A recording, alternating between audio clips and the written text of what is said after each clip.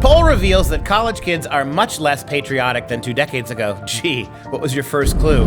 Was it the mobs of disaffected college punks looting and torching Democrat-controlled cities? Is that what it was? Destroying our monuments for their own glorification? Could that have been it? I'm Dr. Duke, she's Katie, and this is the Dr. Duke Show.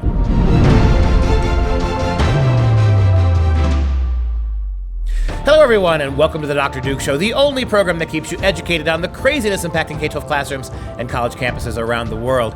Today, we're discussing the future of America, as new studies show college students are not only ill-informed when it comes to history, but far more likely to identify as being less pro-America than only 20 years ago. And this is, again, one of those, we do these once or twice a week, where it is so obvious that you don't even really need a story. But we're here to give you a story anyway. And I think what's interesting about the segment we're going to do here to open the show is that we'll look at just how ignorant they are.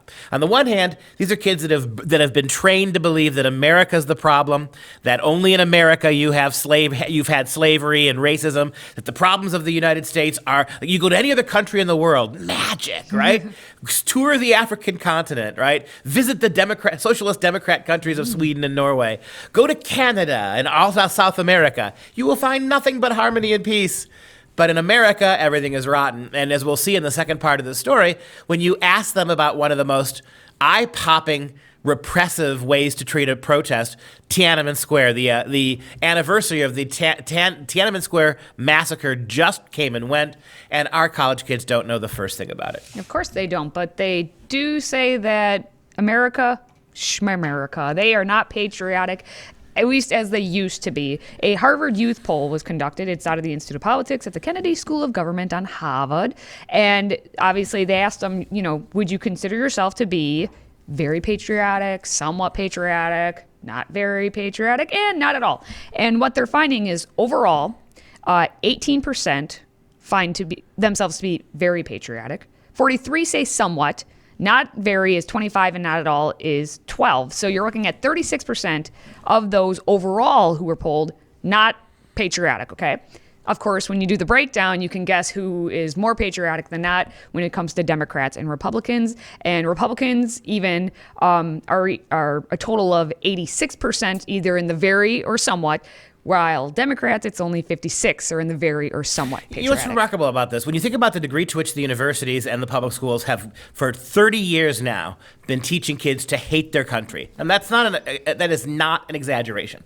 To hate their country, to hate everything about it. You would not have, it's college kids who are primarily out there pulling down monuments they don't like, demanding. And the thing that's so funny about these protests that we're seeing, the riots that we're seeing, is they're actually so historically and culturally ignorant, so completely clueless about their own country, that in Philadelphia they tore down a statue of Samuel Baldwin, who was a famous abolitionist who lobbied against slavery for 30 years before the Civil War ever happened. They've torn down statues to Abraham Lincoln's the Emancipation Proclamation. Yep. They are tearing down monuments of people who are on their side.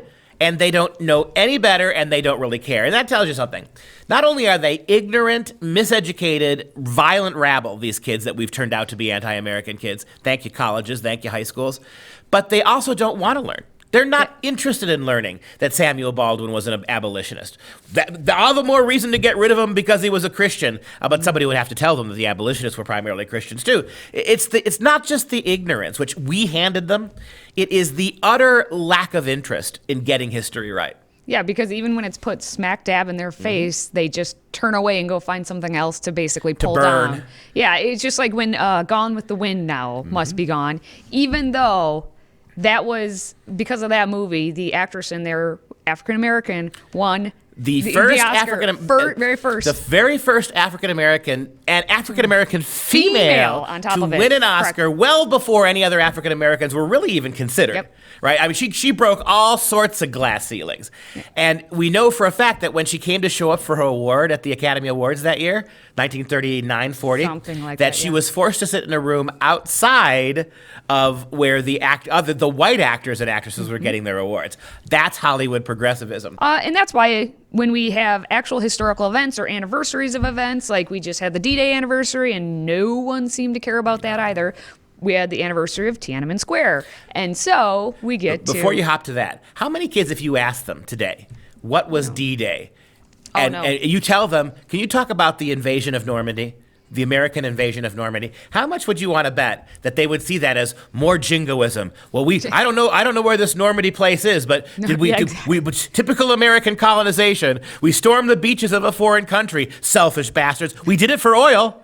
I'm sure we did it for oil. I don't know that they'd say selfish bastards in that kind of... In that old man way? In that old man way. Get off my lawn. Talk to us about their ignorance of the Chinese slaughter of their own citizens. So, Campus Reform, I think, does a great job of doing the man on the street interviews, or it could be women on the street, so I don't want to say anything, but they do the man on the street interviews and they just ask, hey, Tiananmen Square anniversary just happened. What do you know about Tiananmen Square?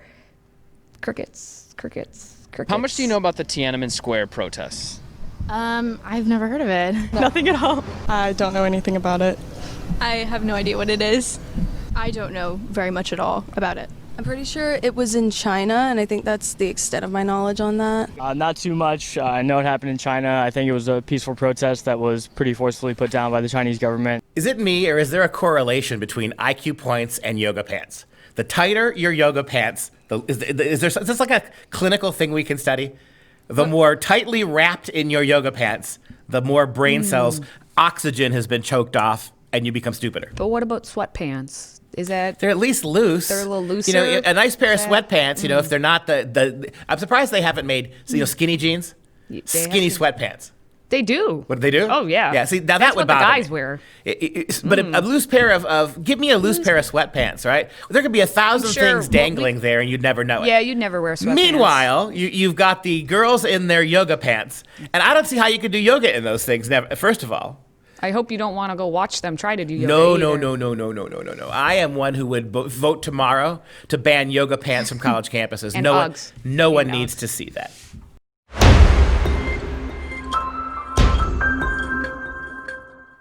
Well, moving on. I guess we were talking about yoga pants, so it's natural for us to talk about Joe Biden.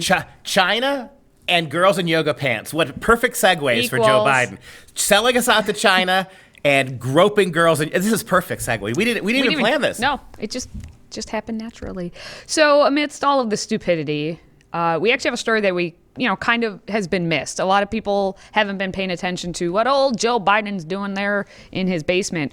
But a story is coming out with the National Legal and Policy Center, which is a nonprofit watchdog organization. They actually filed a complaint with the U.S. Department of Education regarding undisclosed donations from China to the University of Pennsylvania and its Biden Center for Diplomacy and Public Engagement. So it's an arm of the institution named for good old Joe. Yeah, and we're telling you this because the mainstream media won't. Can you imagine if there was a Donald Trump Center at the University of Nebraska? Can you imagine? This would be an impeachable offense. Don Lemon would go Apocalyptic. I can't say it. Apocalyptic. No, that's not the word. Not apocalyptic. Apoplectic. Thank God. I know what that was. Apoplectic. Don Lemon would go apoplectic and he would burst a vein in his brain. If there was the Donald Trump Russia Biden Center, right? You just would never get away with this. But Joe, I guess they're calling him Teflon Joe because all the things that Donald Trump was accused of, collusion, profiteering, the Biden family actually did it. Mm-hmm. So the same progressive Democrats who want Donald Trump endlessly investigated, repeatedly impeached for all these horrible crimes with a foreign communist enemy. When suddenly it's China and Joe Biden, doesn't matter how many millions of dollars my son makes. So considering Joe Biden is older than Trump, I'm going to say it's an old white man getting away with it. Yeah, of course. Possibly. Well, this announcement about this from the organization, they said since 2017 alone, which was the year the Biden Center opened, it has received over $70 million from China, of which $22 million were listed as anonymous. Anonymous gave him that money. So the complaint specifically names the Biden Center, which is part of the University of Pennsylvania, and the foreign gift reporting, however, only includes a list of foreign donations, both monetary gifts and contracts, to UPenn and does not distinguish which may have been earmarked for the Biden Center. conspiracy. Still waiting to see Barack Obama's college grades. I Oh, mean, yeah. you know, Well, that's that too. that makes me a conspiracy freak. I mean, they want to are. see, you know, Trump's taxes, and that's the fact that this critical information. Put it this way, I think there's much greater interest in seeing somebody's grades and college work than there is necessarily in seeing their income tax balance sheet. However, it's just we're back to that selectivity, right? Yeah, that's true. Well, the NLPC chair, Peter Flaherty, said upon filing the complaint that it's apparent that the Biden Center is beholden to China for its operations. And the complaint suggests that Biden's candidacy for president may have prompted an influx of cash to the center. So that's where it gets even more Gee, you interesting. And they allege that from 2013 to 2019, the University of Pennsylvania received more than $67 million from China sources. And more significantly, the Biden Center opened in Washington, D.C. in February 2018, and the China gifts poured in all the more. Right. So if you're one of these major universities who's got, like the University of Pennsylvania does, huge endowments, you're suckling at the public teat as often as you can, and you're getting paid big bank by China, Yeah. there ought to be a law against this, right? I mean, again, I simply point out the double standard that Russia, the former Soviet Union, is still a communist threat against America. And I agree the Russians are not our friends. But when you think about the level at which the Chinese are provocative and baiting and stealing technology, you look at the degree to which China has lied about obvious investigations into the Wuhan virus, they're the problem. And the fact that the Biden family has made lots and lots of money off of China, is still making money off of China, and if he becomes president, will make even more money with China, reversing the modest attempts of Donald Trump to actually hold the Chi-Coms accountability. That's a great campaign slogan. Elect Joe, he'll let China go. How about that? Elect Joe, he'll let China go. Unless there are any cute Chinese girls in yoga Geez, pants. Stop it. At Oh, which no. point, you know, the hairs on his leg will stand up. All right, the university's response was that the university is in compliance with federal foreign aid gift disclosure requirements. As to their allegations regarding the connection of gifts to the Penn Biden Center, that is completely untrue. In fact, it's total nonsense. What a great response from a university, so professional. It is just untrue. This is just down the road from the University of Pennsylvania. You got the University of Delaware, who won't release yes. Joe Biden's grope records, his Senate records that detail his groping. We can't see that, though.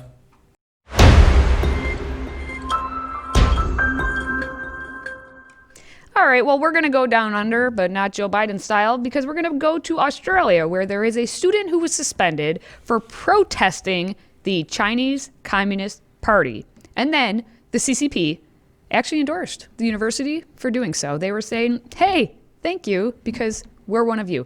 The University of Queensland student, Drew Pavlow, who's 20 years old, he was suspended for protesting the Chinese government on campus. And the state-run media outlet called the Global Times in China then endorsed that suspension. The paper quoted several anonymous Chinese and Australian students who said that justice finally came for Pavlov.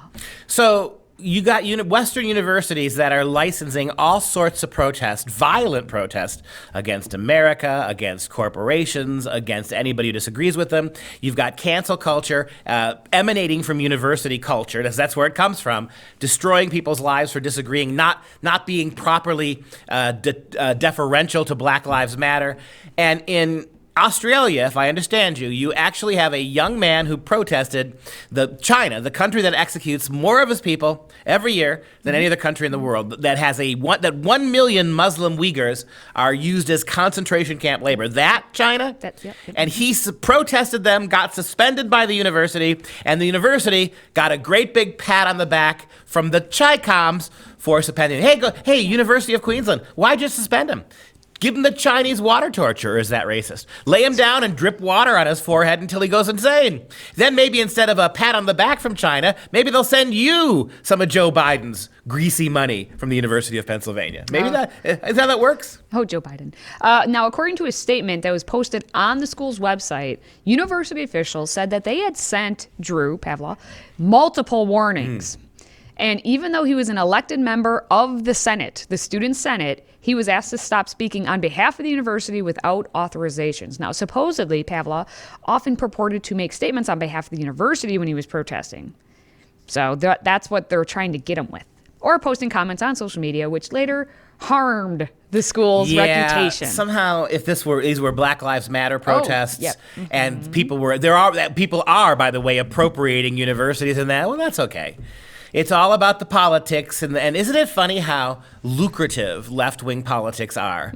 The shutdown culture, the cancel culture. It's not like this is not a crime that it is a crime, the cancel culture, that certain people profit from, right? Until they don't. See, always, if you're not lockstep with them, that's you'll benefit, and then you do, nope, then they're gone. How about Rowling, J.K.? Now, J.K. Rowling is an annoying, simple-minded, I find her to be ignorant politically author.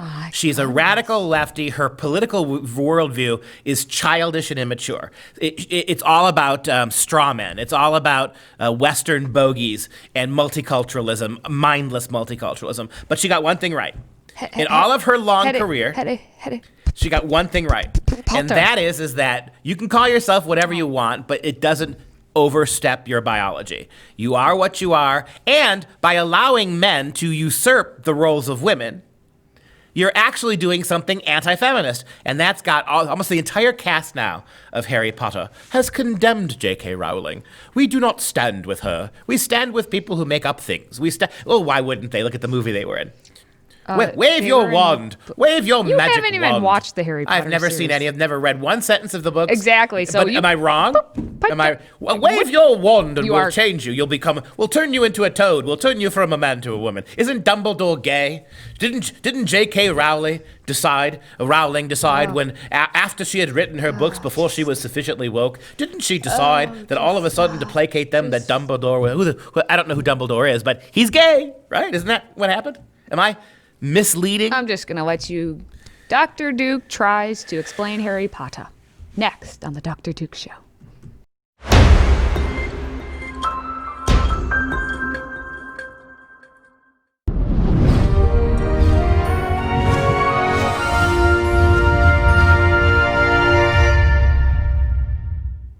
It's time for some real education. The Penitent Magdalene is a Renaissance sculpture carved in wood of the white poplar tree by the artist Donatello. The statue, carved between 1453 and 1455, shows a tormented and penitent Mary Magdalene. The sculpture was most likely commissioned for the baptistry of Florence. The piece was received with astonishment and awe on account of its unprecedented realism. The statue is now in the Museo dell'Opera del Duomo in Florence. And take a look at that sculpture. Donatello's one of these guys. I mean, there's a reason why he got himself a Ninja Turtle, right? I mean, I think the implication of the Ninja Turtles, I didn't intend to talk about the Ninja Turtles, but here we are. The implication is that you got Raphael, Michelangelo, Donatello, and Leonardo. And everybody knows Leonardo, and everybody knows Michelangelo, right? Mm-hmm. But Donatello, right? Donatello, he's left out. He's the one that people don't know. And he's in that group of amazing artists for a reason. He's one of those guys who in the 15th century actually did something that pushed the entire art world forward. Every century you get somebody like that, or a couple people like that, who do things that radically push art forward. Donatello is certainly one of those guys. Take a look at this statue, made out of wood, carved from wood, much softer, obviously, than marble, requires an entirely different touch. Donatello actually did carve in stone as well, beautiful statues. But to do this was something else. And what you've got here is a unique representation of Mary Magdalene. Everybody knows that Mary Magdalene was a prostitute, and that Mary Magdalene was forgiven of her sins by Jesus. And according to one gospel, demons at one point were driven out of her. And she perhaps is the same Mary who followed Jesus into a dinner party with the Pharisees, and who stood behind Jesus when he ate, weeping and sobbing for her sins, and got on her hands and knees and washed Christ's feet with her tears and dried his feet with her hair. So deeply, deeply responsively did she recognize, and that's a beautiful story. For all of her sins, she was immediately able to recognize who it was that sat there, right? That there was the font of all mercy. I mean, it's also possible that she's the same Mary whose sister was Martha, the one who Jesus visited after the death of Lazarus. And so, but the interesting thing about this is that if you look at representations of Mary Magdalene prior to this in Western art, prior to the middle of the 15th century, they tended to romanticize her, as did most of the ones afterwards, by the way, all the way through the Baroque period. When you see her, she's young and beautiful and buxom. She has a perfect complexion. She's literally too beautiful in some ways to be a woman who made her life and career on prostitution, or was forced by the vicissitudes of fortune to become a prostitute. She is so idealized and romanticized that you see her beauty, but you do not see the ugliness of what her soul had become, or you don't see the splendor of her transformation. Often there are actually pictures of her being nourished by the angels, right? She becomes a kind of a Madonna figure in a way. Here you don't have that. Go back to the image. She is worn out. She is haggard. Do the close-up of her face, Mike. You can just see the hands. You can see the hands, those fingers. You can see the arthritic knuckles. You can see the hair that at once was lustrous and beautiful. Now it is lifeless. Now her complexion is sallow. You can see in the eyes of this statue. You're really getting an inside-out look of what Jesus must have seen the first time he met her.